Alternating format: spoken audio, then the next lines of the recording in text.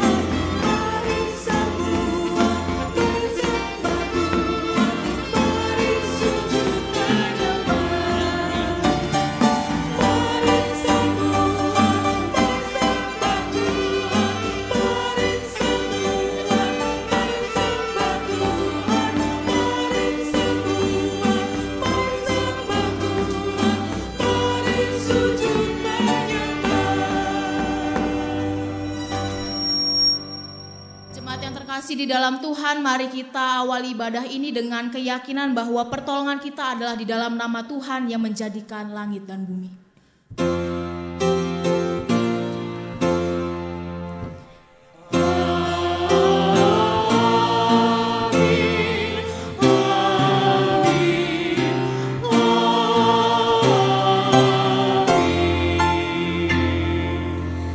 Karunia dan damai sejahtera dari Allah Bapa kita dan dari Tuhan Yesus Kristus beserta dengan kita semua.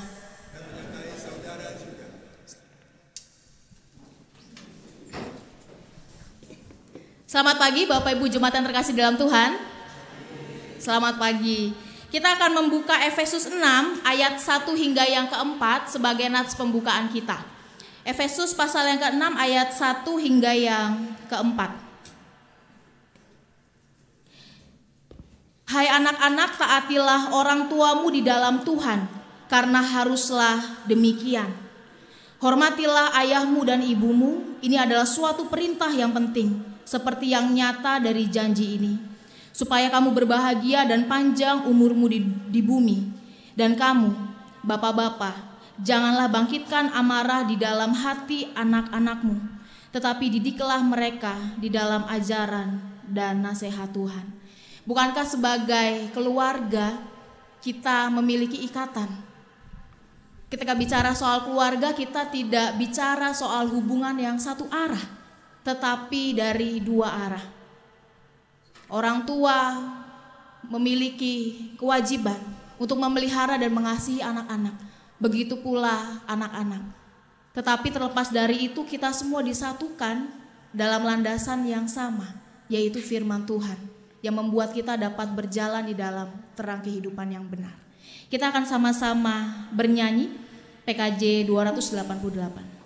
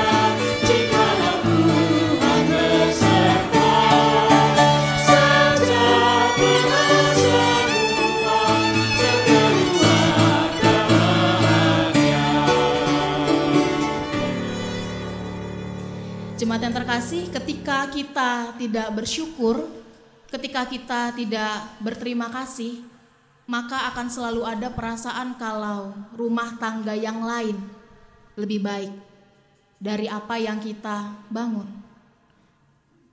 Terkadang dengan demikian kita menjadi orang-orang yang selalu merasa tidak puas terhadap keberadaan keluarga kita. Suami saya kurang begini, aduh, istri saya apalagi masakannya, ampun-ampun, gitu ya. Anak saya kurang ajarnya, minta ampun, dan lain sebagainya. Terkadang kita menjadi lupa untuk bersyukur untuk apa yang Tuhan anugerahkan. Kita menjadi lupa apa yang mendasari kita berkeluarga, sehingga kita sering memberikan tuntutan-tuntutan kepada keluarga kita. Saat ini kita akan sama-sama dalam kerendahan hati mengakui dosa di hadapan Tuhan. Mari kita berdoa.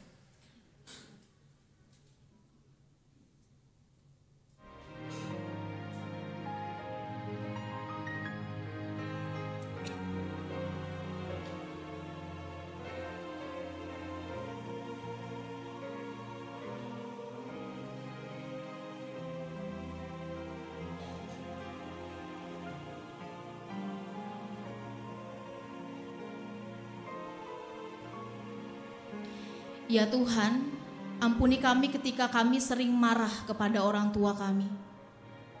Ampuni kami jika kami tidak bersyukur untuk orang tua yang Tuhan karuniakan kepada kami.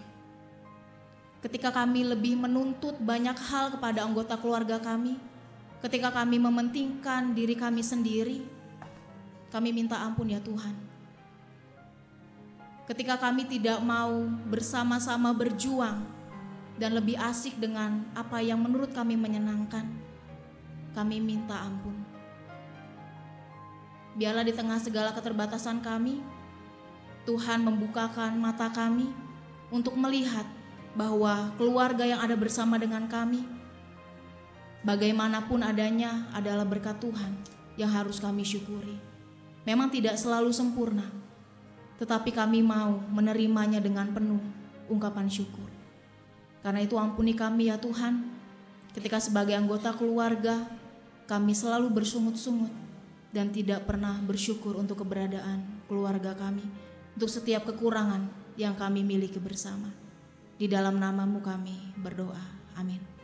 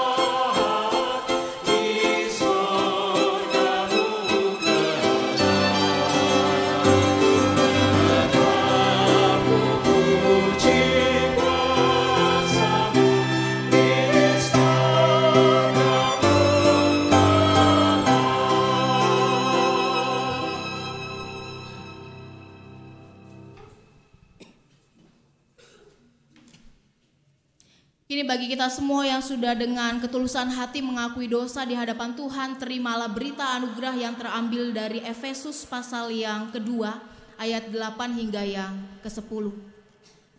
Sebab karena kasih karunia kamu diselamatkan oleh iman. Itu bukan hasil usahamu tetapi pemberian Allah. Itu bukan hasil pekerjaanmu. Jangan ada orang yang memegahkan diri. Karena kita ini buatan Allah, diciptakan dalam Kristus Yesus untuk melakukan pekerjaan baik yang dipersiapkan Allah sebelumnya. Ia mau supaya kita hidup di dalamnya. Demikianlah berita anugerah dari Tuhan.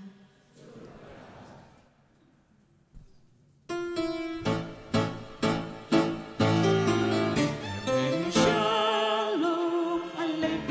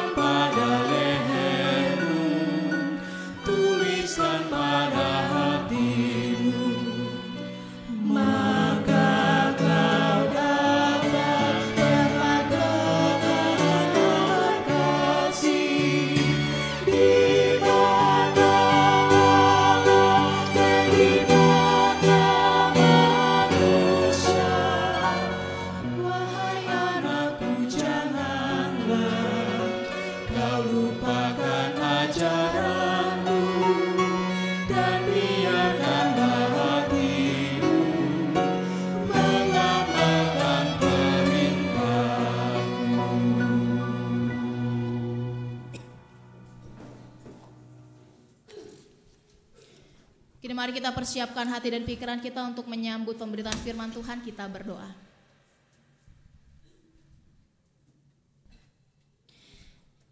Kami mengingat tanggung jawab kami sebagai keluarga ya Tuhan, untuk mendasarkannya di dalam kasih akan Engkau.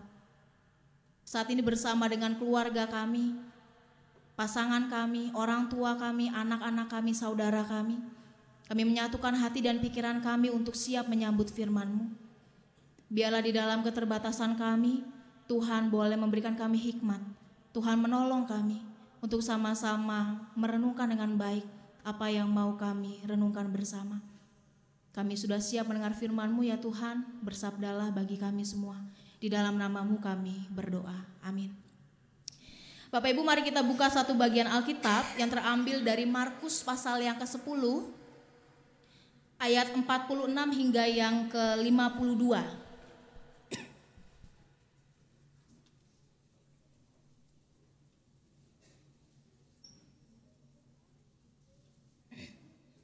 Markus pasal yang ke-10 ayat 46 hingga yang ke-52.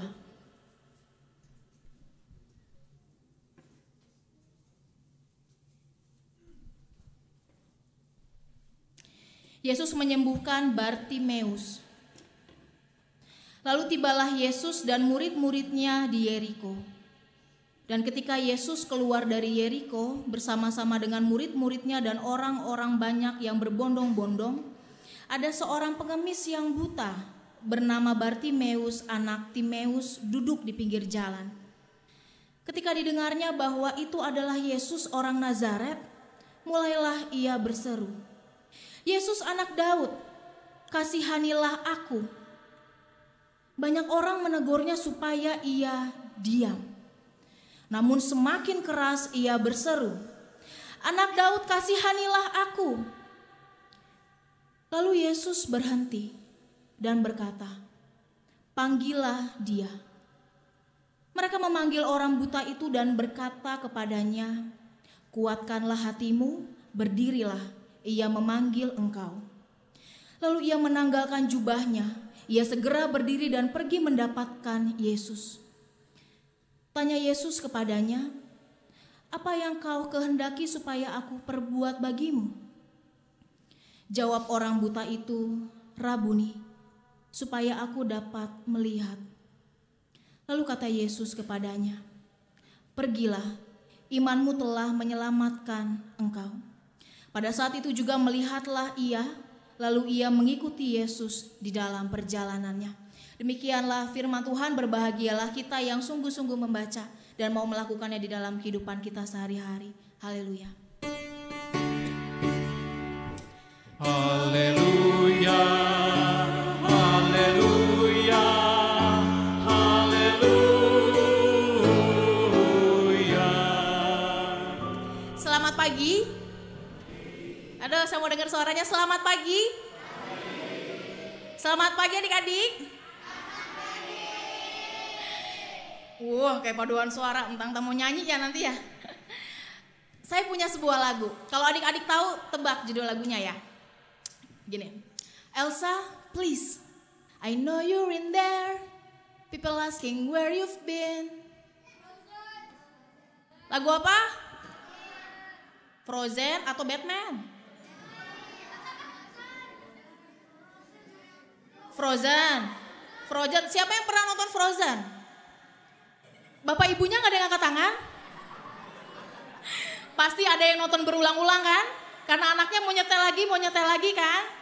Iya, benar, Frozen. Sekarang, coba kakak tanya, yang pakai baju ungu siapa? Salah, yang pakai baju ungu siapa? Ana apa Tuti? Bukan. Tuti bukan pembantu, Tuti nama orang, ya. Bukan pembantu. Aduh, ntar saya dimarahin nih. Kalau ini siapa namanya? Bapak Ibu, ini siapa namanya? Elsa. Ini namanya Elsa. Ini namanya Ana ya? Oh. Ini namanya siapa?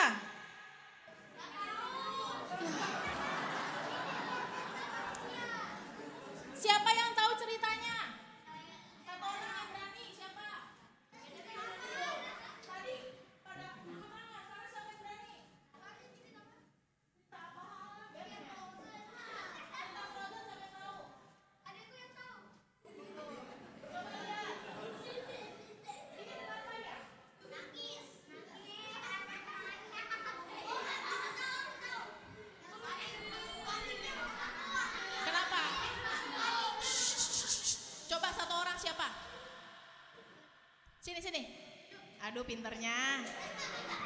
Cowok loh. Namanya siapa? Asbon. Asden. Itu adegannya lagi kenapa? Ngeluk es batu. Kenapa bisa jadi es batu? Aduh, adanya nggak beku. Gak. Kena mantranya Elsa. Oke, kena mantranya Elsa, silakan duduk. Kenapa bisa jadi beku selain kena mantranya Elsa?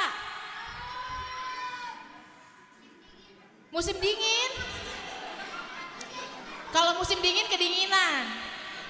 Bapak Ibu, ini adalah salah satu film yang biasa ditonton oleh anak-anak kita. Frozen ya. Yang ini namanya Elsa, saya hampir lupa tuh. Ini namanya Anna. Dan dia bisa jadi es batu karena dia bisa jadi es batu, benar kata Osborne tadi, pintar. Karena dia kena mantra dari kakaknya. Kakaknya ini punya kekuatan supaya bikin semuanya jadi es gitu ya. Dan suatu hari dia tuh kena di bagian jantungnya. Dan lama-lama dia semakin dingin, jadi beku, kemudian jadi es. Bisa jadi es teh ya? Enggak. Lama-lama jadi es gitu ya. Dan dia bisa jadi es ini karena ada sesuatu. Jadi dia bisa selamat sebelum benar-benar jadi es asal dia pergi ke teman yang mau menyelamatkannya. Tapi karena dia melihat kakaknya ingin dibunuh gitu ya, makanya dia memilih untuk saya nggak peduli keselamatan saya, tetapi saya menyelamatkan kakak saya. Sehingga waktu mau ditebas pakai pedang, kenanya dia gitu ya, dan dia udah terlanjur jadi es dan kakaknya nggak mati. Ini cerita kartun yang sederhana, tetapi menurut saya punya banyak nilai yang baik. Kalau mungkin tadi kita ketawa ya, ngelihatnya, waduh itu es batu nangis-nangis gitu ya. Tapi Bapak Ibu coba kita renungkan dari hal yang sederhana saja. Kita coba renungkan, bagaimana kalau suatu hari kita berada pada situasi yang memaksa kita untuk memilih antara hidup dan mati bagi keluarga kita. Bagaimana kalau misalnya suatu hari adik-adik, kalau adik-adik misalnya jadi anak, mau nggak? Gitu ya.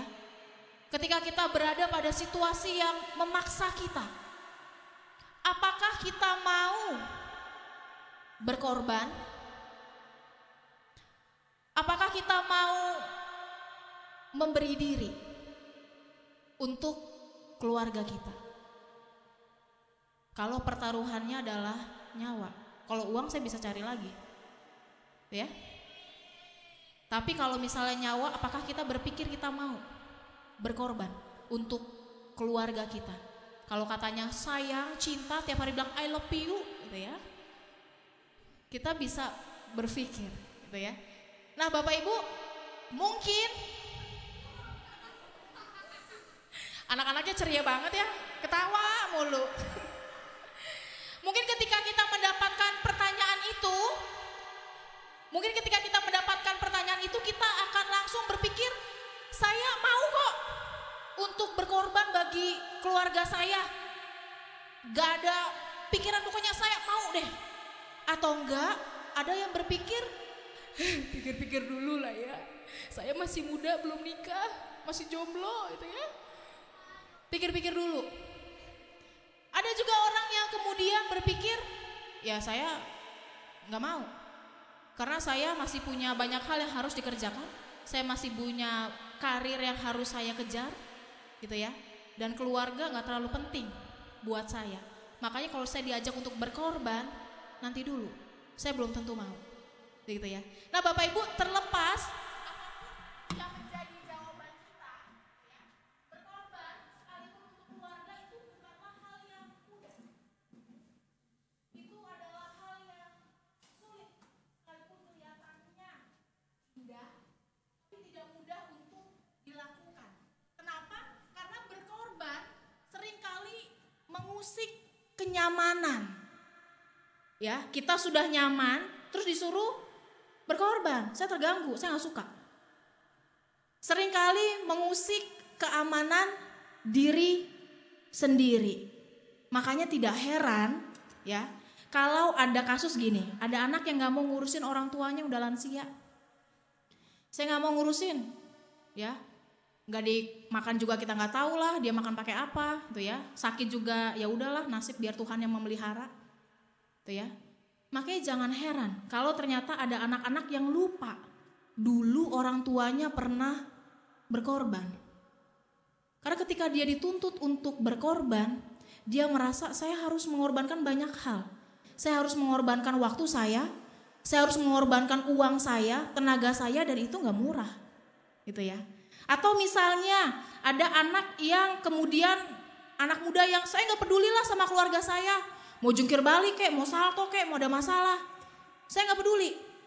Selama saya masih bisa senang-senang, selama saya dapat apa yang saya mau, kebutuhan yang saya perlukan, maka saya gak perlu berkorban. Karena ya saya cuma numpang lahir aja gitu ya. Jangan heran kalau dalam kehidupan berkeluarga kita ada hal-hal yang demikian. Karena memang pengorbanan itu membutuhkan kenyamanan yang terusik, keamanan yang kemudian kita harus buka diri kita, orang masuk nih. Dan itu enggak semuanya mau. Dan ini tidak akan pernah terwujud Bapak Ibu, tidak akan pernah mudah dilakukan ketika kita hanya mementingkan diri kita sendiri. Karena yang saya lihat cuma diri saya. Dan saya tidak melihat orang lain sebagai hal yang penting untuk saya perjuangkan. Nah, melalui perikop yang kita baca, kita akan melihat lebih jauh teladan Yesus dalam memberi diri dan tidak mementingkan diri sendiri. Sekarang pertanyaannya adalah, apa sih kaitannya dengan penyembuhan yang Yesus lakukan pada si buta Bartimeus? Kita mau bicara soal pengorbanan diri, apa hubungannya sama orang buta yang disembuhkan? Ya. Sebelumnya mari kita lihat Yesus. Ya. Yesus adalah guru yang selalu melakukan perjalanan bersama dengan siapa adik-adik? Pintar. Sama dengan ke-12 murid.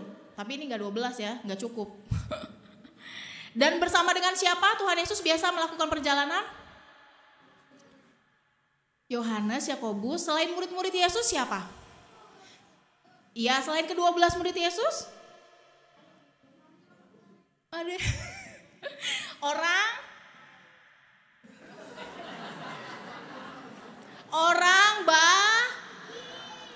orang baik, ya orang banyaknya baik ya, orang lainnya banyak, gitu ya. Yesus selalu melakukan perjalanan bersama dengan para murid dan orang banyak yang berbondong-bondong dan mengerumuni Yesus. Tetapi justru Bapak Ibu ada hal menarik yang akan kita lihat dari perikop yang sederhana ini tentang rute perjalanan pelayanan Yesus bersama dengan para murid dan orang-orang banyak. Kita akan melihat, kalau kita baca tadi pasal yang ke-10, kita akan melihat di pasal yang ke-9 ayat 33. Kita mau lihat rute perjalanannya. Di ayat yang ke-33 dikatakan Yesus tiba di Kapernaum. Pintar. Kalau di ayat ke-10 pasal yang pertama mereka berangkat dari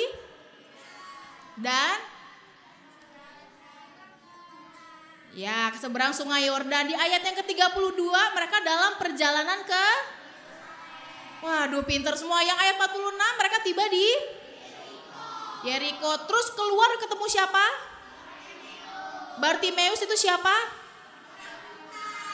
Orang buta yang suka mengemis gitu ya. Nah, ini rute perjalanan yang Yesus lakukan bersama dengan murid-murid dan orang banyak dari pasal-pasal sebelumnya Bapak Ibu. Nah, kalau kita lihat, ini petanya kecil banget, memang gak kelihatan, saya juga gak kelihatan.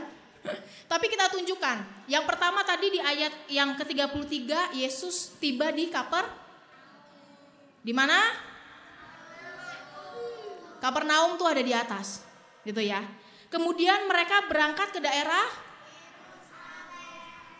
bukan, depannya Yude.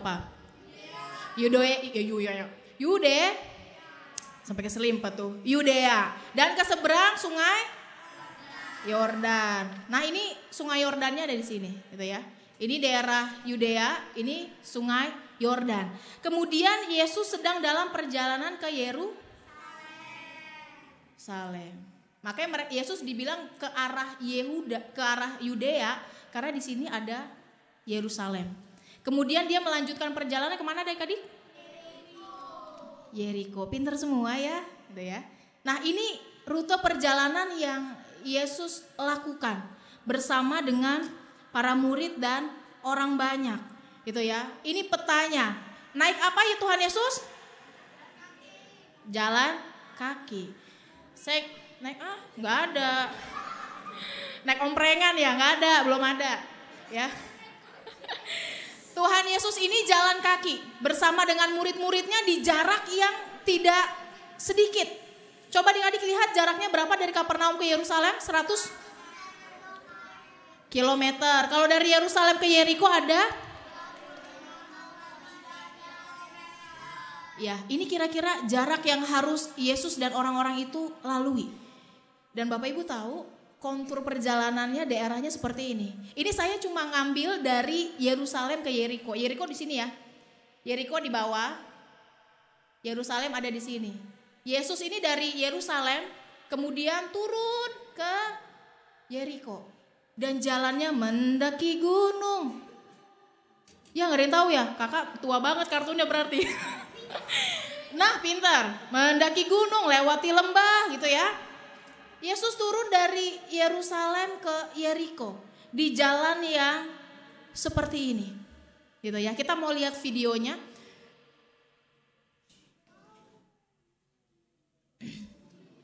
Kita akan melihat betapa nggak mudah perjalanan Yesus.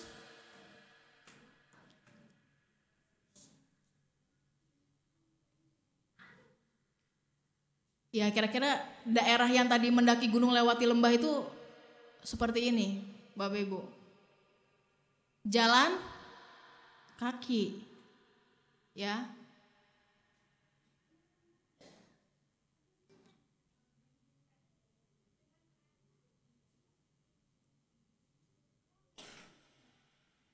Jalanannya susah atau gampang? Susah. Siapa yang mau diajak jalan-jalan sama Kak Sindu yuk? Mau? Nanti kapan-kapan ya? Naik gunung suka. Nah Bapak Ibu, ini jalan yang saya aja kaget ya. Ya ampun, ternyata kalau kita baca sekilas Yesus berjalan, Yesus tiba ke Yeriko, kayaknya gampang banget gitu ya. Tapi ternyata setelah melihat seperti ini nggak gampang sama sekali gitu ya. Ini merupakan perjalanan yang menantang. Sekarang mari kita bayangkan.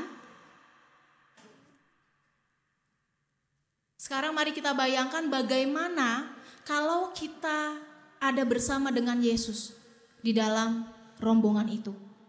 Kita berjalan bersama dengan Yesus, kita berjalan bersama para murid dan orang-orang yang berbondong-bondong. Rasanya gimana? Pasti capek. Saya rasa saya bisa jadi model setelah sampai ya, karena naik turun jalannya bakar kalori, gitu ya. Pasti capek dan kita pasti akan mengalami kelelahan yang amat sangat. Sehingga kalau misalnya di sini dikatakan lalu tibalah Yesus dan murid-muridnya di Yeriko, dan ketika Yesus keluar dari Yeriko bersama-sama dengan muridnya dan orang-orang banyak yang berbondong-bondong, ada seorang pengemis buta bernama Bartimeus. Kalau kita membayangkan kita berjalan bersama dengan Yesus dalam situasi seperti tadi, kira-kira kita akan mendengar nggak teriakan si Bartimeus? Mungkin dengar. Tapi responnya ya seperti tadi gitu ya. Bahwa orang banyak itu kemudian menjadi marah dan mereka menegur orang itu supaya diam. Diam dan jangan berisik. Tetapi karena itulah dia berteriak semakin keras. Tetapi yang luar biasa adalah di tengah kelelahannya, di tengah perjalanan yang panjang, di tengah kita membayangkan betapa ribetnya orang banyak dan kita keluar rame-rame terus harus berhenti gitu ya. Tetapi itu yang Yesus lakukan. Yesus melakukan itu. Ketika banyak orang menutup mata, pada teriakan minta tolong, ketika banyak orang menutup telinga pada seruan orang buta ini, ketika orang banyak ngumpetin tangan padahal saya bisa menolong, maka yang Yesus lakukan adalah dia berhenti. Dia memanggil orang itu, dia menjamahnya kemudian memulihkannya. Seperti apa yang Bartimeus minta, seperti apa yang ia imani. Bapak Ibu, bukankah apa yang Yesus lakukan menunjukkan kalau sebenarnya Yesus bersedia hadir untuk memberi diri bagi sesama? Itu yang penting. Apakah ketika kita hidup kita menyadari nggak kalau kita ini hadir buat sesama sebenarnya? Atau kita merasa saya selesai perkara? Dalam apa yang Yesus lakukan, Yesus mau menunjukkan kalau Yesus hadir dan memberi diri bagi sesama. Dan ini mungkin dilakukan karena Yesus tidak mementingkan dirinya sendiri. Karena kalau kita pikir-pikir, jalan di tempat seperti tadi itu rasa capeknya ya minta ampun. Gitu ya. Rasa ingin istirahat dan berhenti, saya mau berhenti dulu bekerja gitu ya, melayani. Itu pasti ada. Tetapi Yesus tidak berhenti. Karena dia menganggap sesamanya, karena dia menganggap Bartimeus sebagai bagian dari dirinya. Dan Bartimeus ini merasakan sentuhan dan karya Tuhan. Dia merasakan bagaimana Tuhan berkarya dalam hidupnya. Dia orang buta dan kemudian ia melihat dan mengikuti Yesus. Kalau Markus bilang di ayat 52, lalu ia mengikuti Yesus dalam perjalanannya. Tapi kalau Lukas lebih jelas menyatakan kalau Bartimeus tidak hanya mengikuti Yesus, tetapi juga memuliakan Allah. Sehingga setiap orang yang melihat Bartimeus begitu memuji Tuhan, kemudian mereka ikut memuji Tuhan. Ini sebuah respon beriman yang luar biasa yang diberikan oleh Bartimeus karena dia merasakan dampak dari kehadiran Yesus, gitu ya. Nah, bukankah sebenarnya ada perbedaan yang jelas yang nampak antara Bartimeus dan para murid juga orang banyak itu? Mereka semua berjalan mengikuti Yesus, mereka ada di dekat Yesus, tetapi apakah dengan demikian mereka mengalami perubahan? Enggak. Tidak ada perubahan yang berarti. Bahkan ketika ada yang minta tolong berteriak, mereka seolah-olah saya gak dengar dan kamu diem aja, gitu ya. Padahal mereka jalan bersama dengan Yesus setiap hari. Mereka mengikuti Yesus. Bukankah ketika itu terjadi Bapak Ibu, mereka melihat, tapi sejatinya mereka adalah orang yang buta. Mereka mendengar, tapi sejatinya mereka adalah orang yang tuli, orang yang tidak mendengar. Mereka menutup mata pada keberadaan sesama karena mereka hanya melihat dirinya sendiri. Nah, bukankah seharusnya perjumpaan dengan Kristus membuat kita sebagai keluarga Kristen mampu melihat melampaui diri sendiri dan merasakan kalau Tuhan itu juga hadir di dalam kehidupan berkeluarga dan sesama kita. Dalam setiap diri anak-anak kita, dalam setiap suami kita, tuh ya, pasangan kita, istri kita, orang tua kita, Tuhan hadir. Dan apakah pantas kalau kita tahu Tuhan hadir kemudian kita diam ketika mereka membutuhkan kita? Sekarang banyak keluarga seperti itu ya. Dia tahu adiknya punya masalah, misalnya sakit, ya saya pura-pura udahlah urusan rumah tangga masing-masing gitu ya. Padahal dulu satu rumah, dibesarkan dengan kasih yang sama. Kita udah masing-masing, jadi saya itu bukan urusan saya, karena rumah tangga kita berbeda. Atau ketika misalnya orang tua kita mengalami kesulitan, ya itu kan urusan orang tua. Saya anak kecil bisa apa sih? Dah aku mah apa tulah gitu ya. Saya anak kecil bisa apa sih? Biar aja itu menjadi urusan orang tua. Terkadang kita menjadi buta dengan sengaja dan menjadi tuli dengan sengaja ketika keluarga kita membutuhkan kita. Nah, hari ini Bapak Ibu, tema kita adalah keluargaku, persembahanku. Melalui tema hari ini kita mau diingatkan bahwa sebenarnya persembahan diri keluarga, tuh ya, persembahan diri sebagai keluarga tidak melulu berbicara soal pelayanan yang dilakukan bersama dengan keluarga di gereja. Istri saya pemandu, suami saya penatua, anak saya pengurus, anak yang paling kecil ini suka kalau nari-nari tuh di sekolah minggu gitu ya. Semuanya kita sekeluarga terlibat. Ketika kita bicara soal persembahan diri sebagai keluarga, maka tidak melulu bicara soal melakukan pelayanan bersama-sama di gereja. Tetapi lebih dalam lagi, apakah kita mau terutama melayani di dalam keluarga itu sendiri? Kadang-kadang kita lupa ya, kita jor-joran di luar, bela-belain, rapat sampai malam, tuh ya. Padahal istrinya udah, saya takut kalau sendiri di rumah, tuh ya. Tapi saya maunya rapat, karena orang lebih butuh saya daripada kamu. Karena orang lain lebih butuh saya daripada anak-anak saya. Orang seringkali ketika berpikir memberikan persembahan sebagai keluarga justru lupa berkarya di dalam keluarga. Karena mereka berpikir apa? Orang lain kan gak terlalu kenal saya gitu ya. Jadi ya wajarlah saya menampilkan yang baik. Keluarga saya kan udah tahu deh saya busuk-busuknya gimana. Kayak apa aslinya. Saya gak perlu lagi lah berusaha menampilkan apa yang baik. Ya seadanya aja gitu ya. Seringkali itu yang terjadi di tengah kehidupan keluarga kita.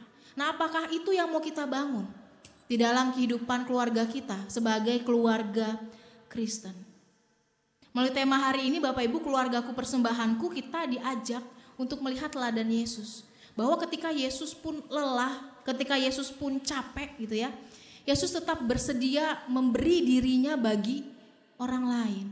Pertanyaannya, apakah ketika kita pulang kerja, ketika kita pulang shopping capek, kita sibuk anak-anak kuliah, kita tetap mau menyediakan diri untuk yang lain? Itu yang jadi pertanyaan. Karena seringkali kesibukan, seringkali waktu kita yang tersita ketika kita capek, itu membuat kita menjadi lupa bahwa keluarga kita membutuhkan kita.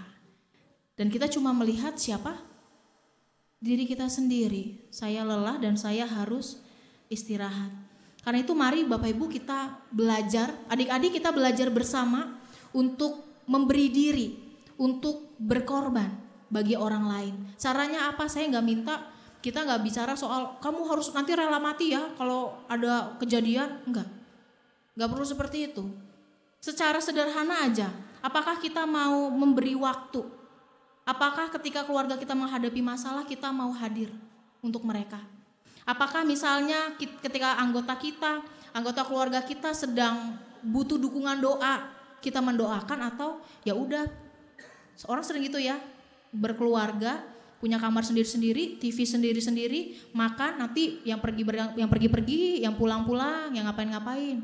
Jadi rumah cuma jadi tempat numpang aja. Apakah itu yang mau kita bangun? Apakah itu yang mau kita bangun di dalam kehidupan keluarga Kristen kita? Karena kalau iya Bapak Ibu, sayang sekali. Karena kalau kita melakukan pembiaran, maka kita sama saja merusak keluarga kita. Melalui tema hari ini kita diajak untuk ayo mari belajar memberi diri. Kita semua sibuk, kita semua punya banyak hal yang dilakukan, tetapi ingatlah selalu ada keluarga yang membutuhkan kita. Terlepas dari kebutuhan orang lain. Kita penting bagi keluarga kita dan mereka memerlukan kita. Biarlah pengenalan akan Tuhan menolong kita untuk menjadi keluarga Kristen yang celik matanya. Yang bisa PK, bukan PK ya, yang bisa PK untuk menghayati, oh saya punya anak toh ternyata. Saya punya orang tua. Dan itu yang harus kita bangun di dalam firman Tuhan. Adik-adik juga misalnya kalau di rumah mama butuh pertolongan, meskipun kita capek, jangan jadi marah-marah. Aku gak mau mama, gitu ya. Aku gak mau makan sayur, pokoknya titik, dibuang. Gak boleh. Ya, kita harus belajar mengasihi orang tua kita. Kalau ada yang bisa kita bantu, meskipun sedikit, maka kita belajar untuk membantu. Maka kita belajar untuk bekerja untuk orang tua kita, untuk keluarga kita. Bapak Ibu, ada sebuah lagu yang menarik, judulnya Stand by the Lord Am I. Lagu ini menarik karena kata-katanya begini, saya ini diutus Tuhan, tangan saya sudah siap sekarang untuk membuat dunia ini menjadi tempat di mana kerajaan Allah bisa hadir, gitu ya. Kemudian ketika bicara soal kerajaan Allah, damai sejahtera, itu bukan tugas malaikat. Itu tugas kita untuk membuat dunia yang penuh luka, untuk membuat dunia yang penuh rasa sakit itu menjadi dunia yang penuh cinta, penuh keadilan dan kedamaian. Itu tugas saya untuk melakukannya. Jadi Tuhan mohon tolong saya untuk melakukan kehendak-Mu. Jadi sebelum kita berkarya di luar sana sebagai sebuah keluarga, mulailah dari hal yang sederhana, yaitu keluarga kita. Saya mau ajak kita nyanyi lagu ini.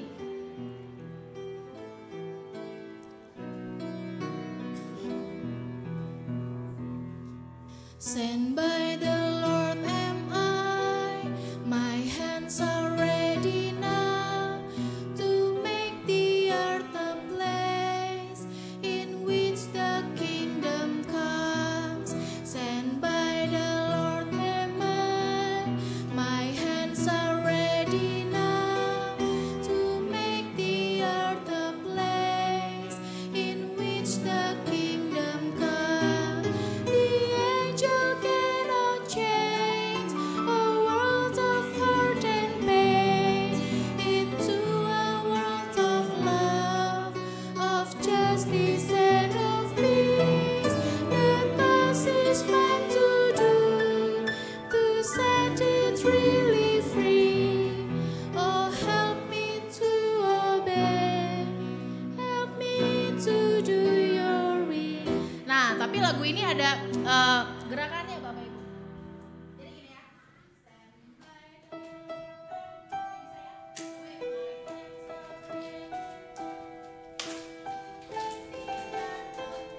Tunggu, malu-malu banget. Yuk kita coba.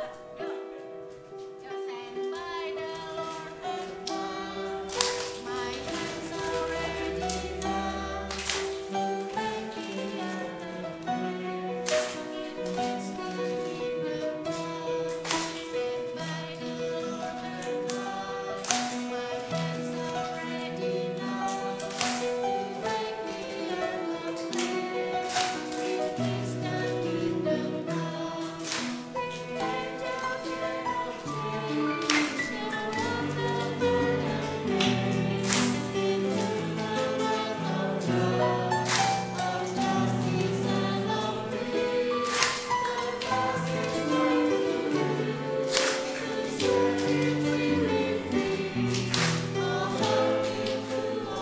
free.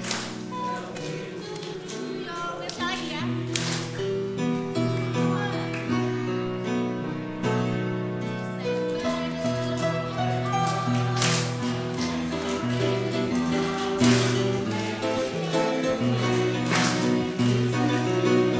ya.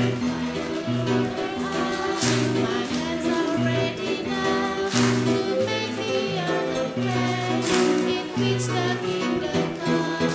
The angel cannot change the world of hurt and pain into the world of love, of justice and of peace. That thus is meant to do, to set it really free. Oh, help me to obey, help me to do your will. Mari kita berdoa. Tuhan, kami menyatakan bahwa tangan kami siap untuk bekerja bagi Tuhan, bahwa kami siap diutus untuk menghadirkan damai di dunia ini, dan kami akan memulainya dari keluarga kami. Kami akan memulainya dengan belajar untuk memberi diri dan hadir bagi keluarga kami. Tuhan kiranya menolong kami untuk mengingat bahwa kami tidak hidup sendiri, bahwa mereka membutuhkan kami, dan bahwa mereka Tuhan percayakan kepada kami. Biarlah kami boleh melihat kehidupan berkeluarga kami sebagai saat di mana kami juga boleh berkarya untuk Tuhan dan mempersembahkan diri untuk Tuhan. Di dalam nama-Mu kami berdoa. Amin. Kini kita akan mendengarkan persembahan lagu dari vokal grup Largo.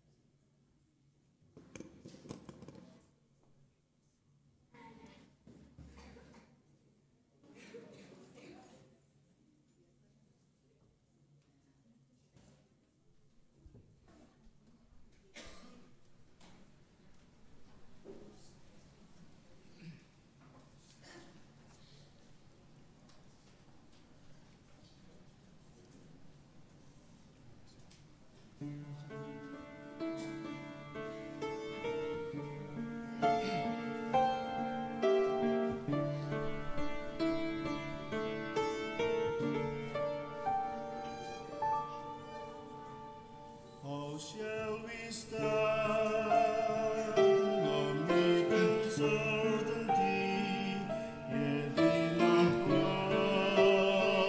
comfort in our faith? How shall we walk amid uncertainty when feeble limbs are worn and frail?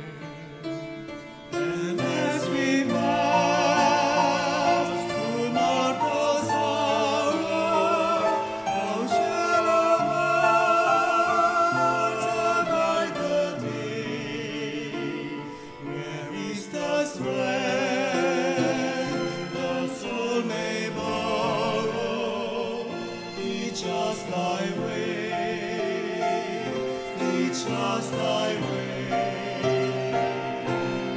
Make us one, that our burdens may be light. Make us one, as we seek eternal life. Unite our hands to serve thy children's hand. Unite us in obedience to thy will. Make us one, teach us, Lord, to be of one faith, of one heart, one in thee.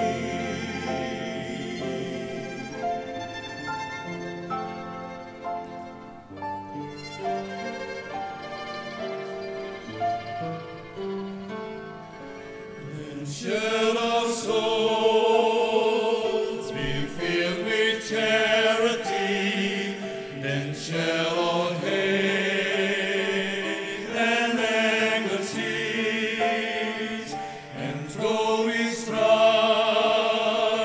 amid adversity, yet shall we find thy perfect peace.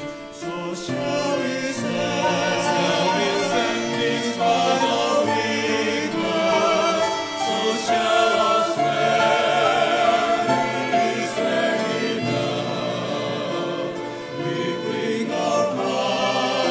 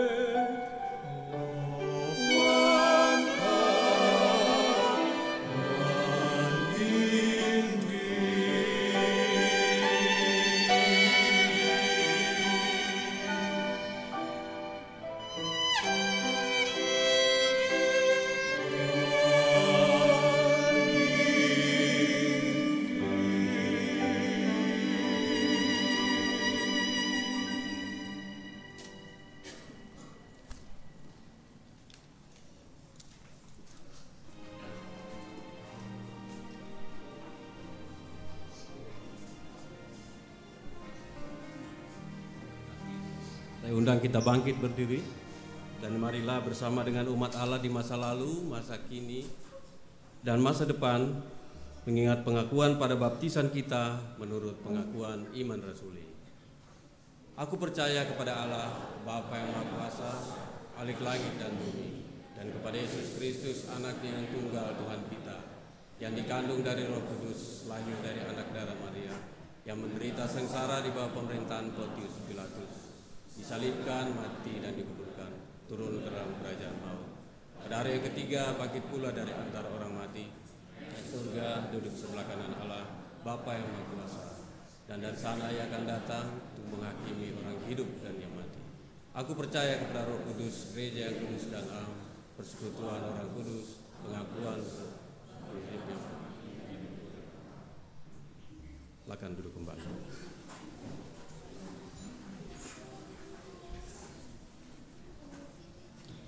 Kita akan sama-sama berdoa. Rekan-rekan kita akan memimpin kita untuk berdoa syafaat.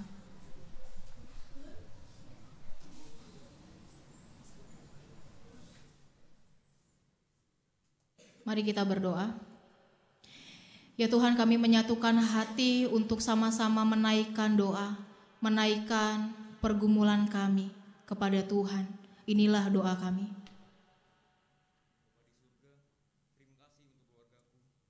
Tempat di mana aku belajar tentang hidup, tempat di mana aku bertumbuh di dalam iman. Terima kasih untuk orang tuaku, dari mereka aku mendapat teladan bagaimana aku harus selalu hidup di jalan Tuhan. Terima kasih buat saudara-saudaraku, kakak dan adik yang melengkapi kehidupanku. Bersama mereka, aku belajar untuk saling mengasihi dan saling menghargai. Tuhan, berkati dan lindungilah aku dan keluargaku. Pimpin kami agar dapat menang di dalam setiap pencobaan yang keluarga kami alami. Tolong kami agar dalam kesenangan maupun dalam menghadapi persoalan hidup dan penderitaan yang kami alami, kami selalu mengandalkan pertolongan Tuhan. Kiranya aku dan keluargaku dapat menjadi persembahan yang hidup bagi Tuhan.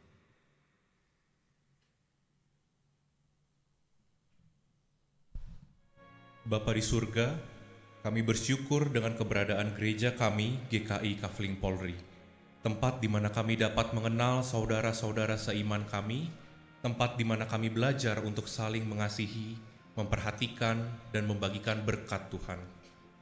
Kami berdoa untuk jemaat Tuhan di tempat ini, agar dapat terus bertumbuh dalam iman dan percaya kepada Tuhan di tengah dunia yang penuh dengan godaan dan tantangan ini. Kami juga berdoa untuk saudara-saudara seiman yang sedang Tuhan uji melalui persoalan-persoalan hidup, gangguan sakit penyakit, dan lain-lain. Kiranya Tuhan berikan kekuatan dan keyakinan bahwa pertolongan Tuhan akan menuntun kita keluar dari setiap kesusahan yang kami alami. Kami juga berdoa untuk hamba Tuhan dan para pelayan Tuhan di tempat ini. Biarlah Tuhan berikan kesatuan hati, hikmat kebijaksanaan, kesetiaan, dan sukacita dalam melayani Tuhan. Kami juga berdoa agar rumah Tuhan di tempat ini dipenuhi dengan kuasa Roh Kudus, agar menjadi tempat di mana pekabaran Injil dilaksanakan dan banyak orang boleh diselamatkan. Kiranya pelayanan mereka dapat menjadi kesaksian dan persembahan yang hidup bagi Tuhan.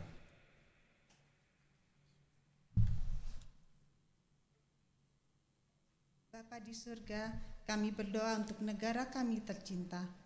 Kami bersyukur kami diberi kebebasan untuk beribadah di negeri ini. Kami bersyukur di tengah-tengah masalah ekonomi global, Tuhan tidak meninggalkan negara kami. Seperti Tuhan memimpin bangsa Israel keluar dari Mesir. Kami pun percaya Tuhan juga akan memimpin negara kami keluar dari setiap masalah dan kesulitan yang saat ini. Berikan hikmat kepada Presiden Joko Widodo dan jajaran menterinya agar selalu mengandalkan Tuhan dalam menjalankan pemerintahan, bekerja dengan sepenuh hati, jujur dan tulus demi membangun negara ini dan mensejahterakan rakyat Indonesia.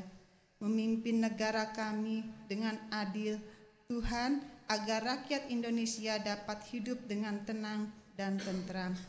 Kiranya bangsa ini menjadi bangsa yang diberkati, dan kiranya apa yang dilakukan para pemimpin negara kami dapat menjadi persembahan yang hidup bagi Tuhan. Doa syafaat ini kami tutup dengan doa yang sudah Tuhan ajarkan kepada kami demikian. Bapa kami yang ada di surga, dikuduskanlah nama-Mu, datanglah kerajaan-Mu, jadilah kehendak-Mu di bumi seperti di surga. Beri kami hari ini makanan yang secukupnya, ampuni salah kami seperti kami ampuni yang bersalah pada kami. Jangan bawa kami dalam pencobaan, melainkan lepaskan kami dari yang jahat. Engkau-Lah yang punya kerajaan dan kuasa dan kemuliaan sampai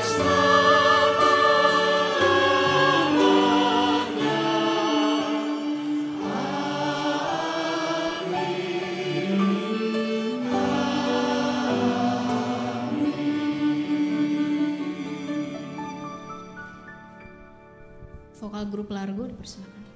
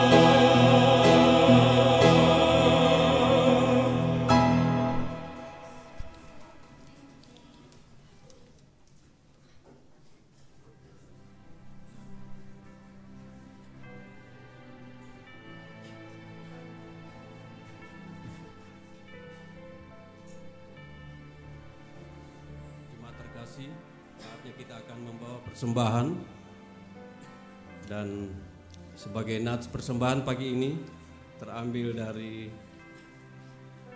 Ibrani ke-13 ayat yang ke-5.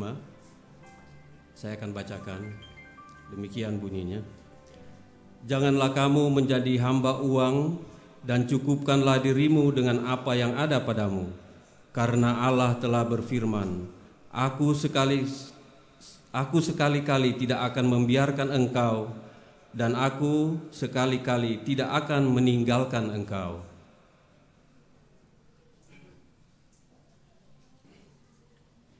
Dan kita akan menyanyi sebagai lagu persembahan, Bawa Persembahanmu, terambil dari PKJ 146 ayat 1 dan 3.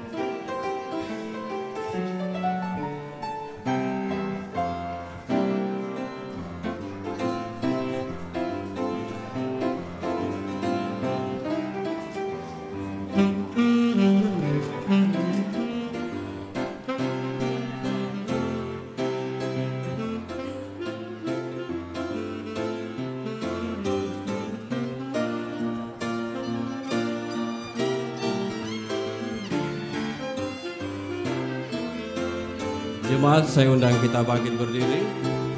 Kita akan lanjut menyanyi di bait yang ketiga. Persembahkan dirimu untuk Tuhan pakai, agar kerajaannya makin nyatalah. Damai dan sejahtera diberikan Tuhan, bawa persembahanmu, tanda sukacitamu, bawa persembahanmu, ucaplah syukur. Kita berdoa untuk persembahan kita. Bapa dalam surga, pada pagi hari ini Tuhan, kami menaikkan syukur dan terima kasih Tuhan atas segala pimpinan, penyertaan Tuhan dalam kehidupan kami. Dan kami bersyukur ya Tuhan kalau kami boleh bersekutu bersama keluarga, jemaat di tempat ini ya Tuhan, untuk menaikkan pujian, membesarkan nama Tuhan di tempat ini. Kami juga bersyukur untuk firman yang boleh kami dengar. Kiranya firman yang kami dengar ini boleh kami pakai di dalam kehidupan kami sehari-hari. Bapa dalam surga, sebagai wujud syukur kami, saat ini kami membawa persembahan berupa materi mana juga berasal daripadamu, sebagai berkat yang kau berikan kepada kami. Bapa, kiranya kuduskan, engkau berkenan Tuhan untuk menerimanya. Bapa juga boleh mengajari kami ya Tuhan, untuk boleh mempersembahkan diri kami sesuai dengan kehendak Tuhan dimanapun kami berada. Bapa dalam surga, Tuhan juga memberikan hikmat kepada kami sebagai penatua yang akan mengelola persembahan ini. Kiranya persembahan ini boleh menjadi sesuatu yang bermanfaat bagi penerima persembahan ini ya Tuhan. Semuanya tentu untuk kemuliaan dan kebesaran nama Tuhan sendiri. Terima kasih Bapa di surga, inilah doa kami. Kami serahkan segalanya ke dalam tangan pengasihan-Mu. Karena kami berdoa dalam nama Yesus Kristus, Juru Selamat hidup kami. Amin. Selanjutnya ada pemberian tanda kasih, kami serahkan kepada panitia.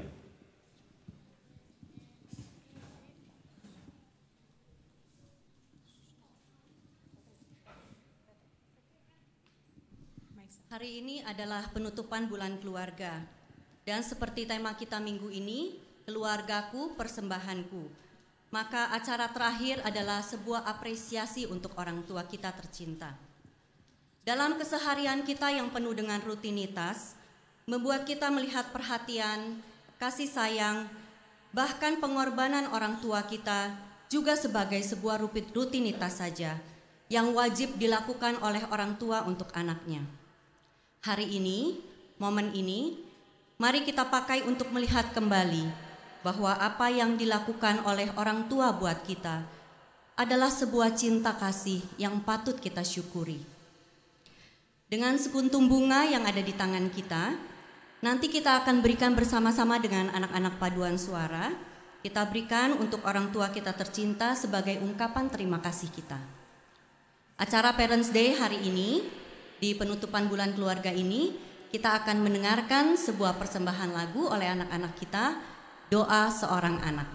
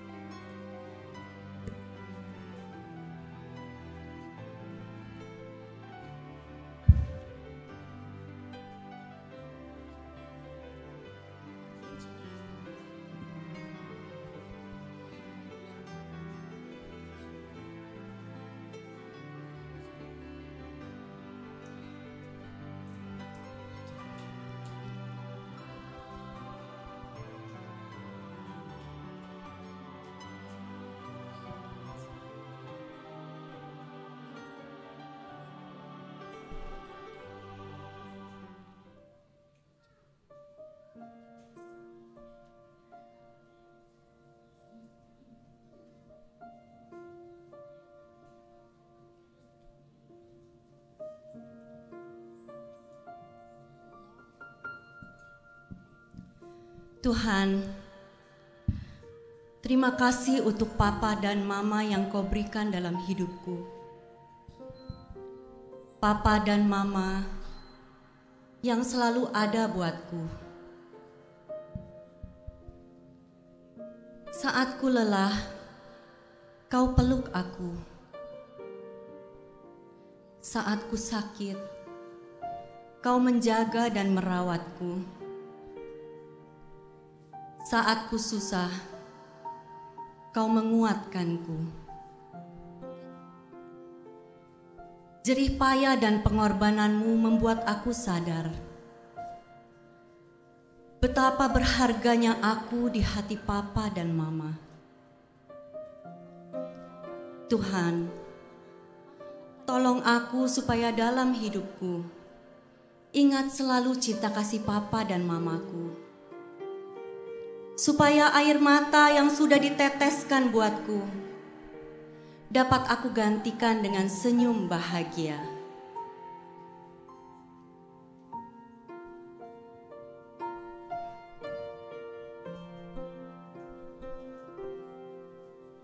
Di dalam doamu, Kau sebut namaku. Di dalam harapmu, Kau sebut namaku. Di dalam segala namamu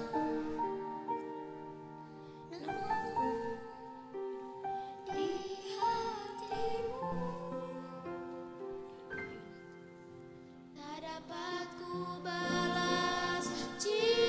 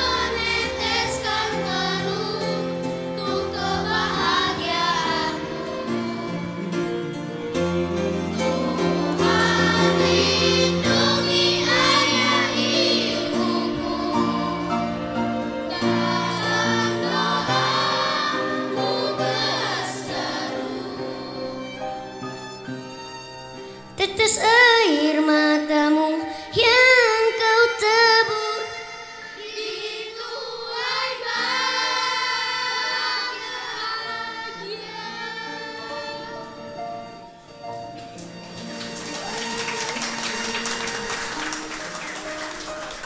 Anak-anakku, hampirilah orang tuamu bersama dengan saudara sekalian yang sudah memegang bunga di tangan.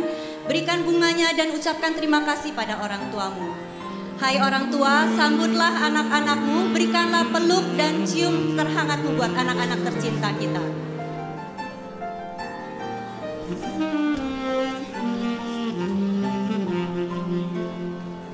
Di dalam doamu, kau sebut namaku. Di dalam harapmu, kau sebut namaku. Di dalam segala hal, namaku di hatimu. Tak dapat ku balas cintamu, ayahku. Takkan ku lupakan nasihatmu, ibu. Hormati orang tuamu agar lanjut umurmu di bumi. Terima kasih ayah dan ibu, kasih sayangmu padaku, pengorbananmu meneteskan peluk untuk kebahagiaanku. Tuhan lindungi ayah ibuku, dalam doaku berseru. Tetes air matamu yang kau tabur di tuai bahagia.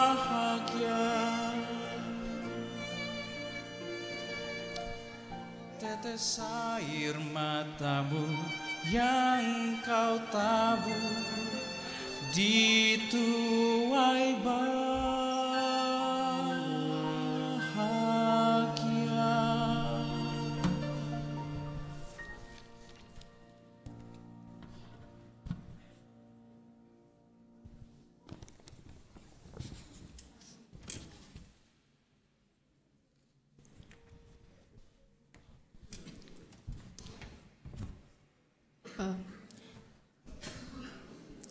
Saya senang melihat ada penghargaan yang cukup baik untuk keluarga. Saya juga jadi kangen sama keluarga saya. Bapak Ibu, ketika masih ada orang yang bisa kita gandeng di kanan kiri kita, hargai mereka sebagai orang-orang yang berharga. Karena ketika mereka sudah nggak ada, kita nggak bisa melakukan apapun gitu ya. Dan bersyukur untuk bulan keluarga yang begitu baik, dan berharap kita semua menghidupi semangat untuk dapat merayakan kasih di tengah keluarga kita. Kita berdiri, kita akan menyanyikan Mari Wujudkan.